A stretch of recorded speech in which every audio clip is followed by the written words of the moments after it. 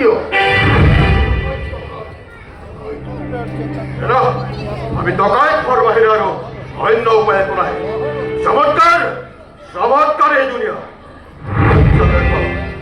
আমার দললৈকে জন্ম হয় মানুহ বোলোতে তই আৰু মই কোনে দুটা দেচোন দুটা নগা আৰু গফুৰ খান এই হ'ল পাঁচটা বাহাদুৰ চাহ দাকচিং বেখা চাংমা এই হ'ল যেনিবা আঠটা তাতো আছে সেই পকাটো মানিক মাটিয়া হৰেণ বেখা চাংমা এই হ'ল 15টা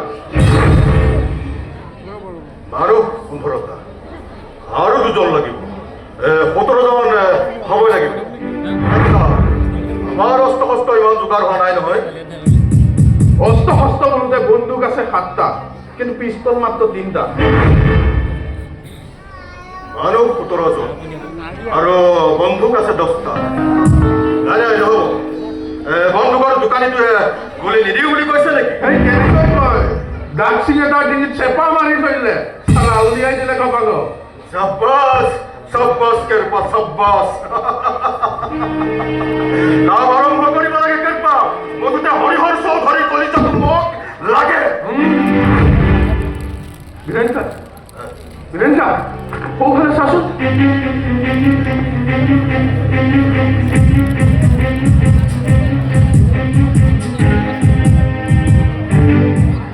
ছোৱালী লং পেণ্ট পিন্ধা ছোৱালী এইফালে আহিব ধৰিম নেকি বেটি নাই নাই তাহাত যা তাত বন্ধুকটো লৈ লুকাই থাক ভয় বাজি ঠিক আছে হ'ব দে আহ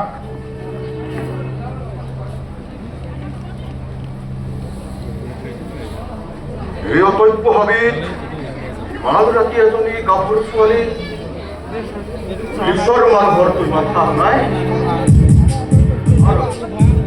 দেখা যাব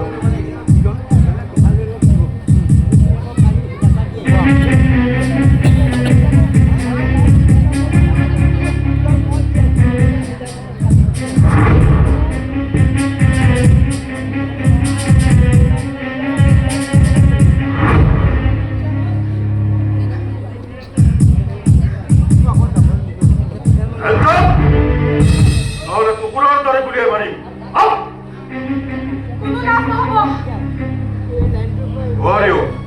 তোমাৰ নাম কি নাম বুলি কি নাম মই যিটোৱে কওঁ সেইটোৱে নহ'বনে মই এজনী গাভৰু ছোৱালী ঐ ছোৱালী জেপত কি আছে উলিয়াই দে মোৰ হাজিৰা ওপৰত কি আছে উলিয়াই দে চাই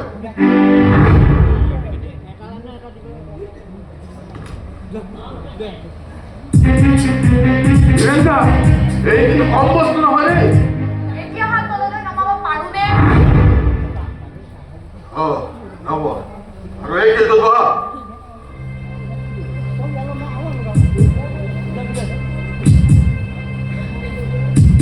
অলপ পানী খাবলৈ নহ'ব প্ৰথমে কোৱা তুমি ইয়ালৈ কিয় আহিছা সেই প্ৰশ্ন যদি মই কৰোঁ আপোনালোক ইয়ালৈ কিয় আহিছে এইটো আমাৰ কথা সেইটো মোৰো কথা ঐ ছোৱালী দেৰি মেৰি নকৰিবি চালা খতম হৈ যাবি কি ক'লা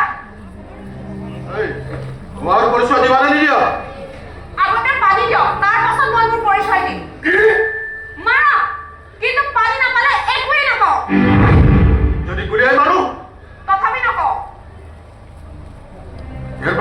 বীৰেন্দ্ৰ যা পানী লৈ খবৰ দে কি হ'ল নিৰুপায় টকাই হ'বলৈ আহিছা অথচ এজনী সাধাৰণ ছোৱালীকে কাম কৰিব নোৱাৰে প্ৰথমে নিজৰ পৰিচয় দে বীৰেন্দ্ৰ পানী এই পানী লওঁ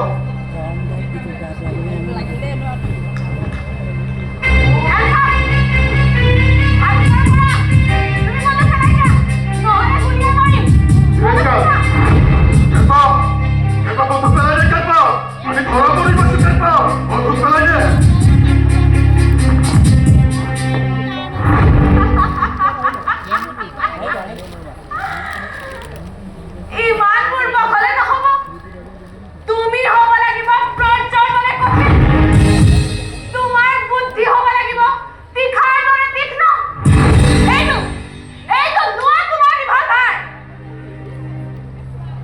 বাপৰে বাপ, এই কিন্তু কম ছোৱালী নহয় দেই। মোৰ পৰিচয় সুধিছিলা নহয়, এতিয়া কোনে আগতে পৰিচয় দিয়া উচিত? মই কেইবা আৰু এই বিৰিংকা। মই এদিনা মিৰি ছোৱালী পলাই আহিছো। পলাই আহিছা? মানুহ মাৰি পলাই আহিছো। তোমালোকে কেতিয়াবা মানুহ মাৰি পাইছানে? মানুহ কামতে মানুহ মৰা আসামি হৈ গ'ল ৰে। সেই ভয়তেই পলাই আহিছো। শুনা, আমি তিনিজনী ভাই ভনী। মই ডাঙৰ ককাইদেউ, ভাই এটা, মা দেউতা। এয়াই আমাৰ পৰিয়াল। ভৰলু নদীৰ পাৰত আমাৰ ঘৰ। দুখীয়া, তথাপিও পঢ়িছো। বিএ পৰীক্ষাৰ ফৰ্ম ফিলাপৰ সময়। সেই দেখি পৰহি গধূলি গাঁওবুঢ়াই এবাৰ সহায় বিচাৰি গৈছিল। গাঁওবুঢ়া সেই সময় অকলে আছিল। সি সুবিধা গ্ৰহণ কৰিলে। এটা সময় সি মোক সাৱটি ধৰিলে। মই তাক কামুৰি দিলো, কিন্তু সি তাৰ কাগজৰ পৰা ৰিভলভাৰটো নি মোক ভয় দেখুৱালে।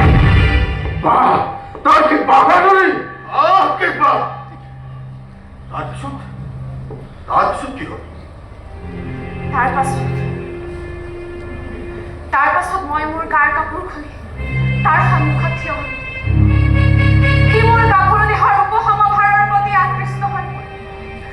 তাৰ ব্যস্ততা বাঢ়িল আৰু সেই সুযোগতে মই তাৰ হাতৰ পৰা ৰিভলভাৰটো কাঢ়ি লৈ এটাকৈ তিনিটা গুলী তাৰ বুকুত মাৰি পঠালো। গাঁওবুঢ়া মৰিল। তেতিয়া মোৰ হুঁচ আহিল যে মোৰ গাত কাপোৰ নাই। চাব্বাছ বেটি, থাকিলো দে। তাৰপিছত কি হ'ল কোৱাচোন? এই গুলীৰ শব্দ শুনি মানুহ অহা নাছিল? আহিছিল কিজানি। মই অকলো পলম নকৰি গাঁওবুঢ়া জীয়েকৰ এই পোচাকযোৰ পিন্ধি ঘৰৰ পৰা ওলাই আহিলো, হাতত ৰিভলভাৰটো লৈ। আমাৰ ঘৰৰ কথা পাহৰি গলো। দৌৰিছো পাৰো মানে দৌৰিছো। আৰু এটা সময়ত মই বুজি পাইছিলো যে তেতিয়া দুভাগ ৰাতি আৰু মই কোনোবা অদৈব্য অৰণ্যৰ মাজত। তাৰ মানে তুমি পৰহিৰ পৰা আহি আছা? মই আহিয়ে আছো। মাজতে কৰবাত নিজৰাৰ পানী খাইছো।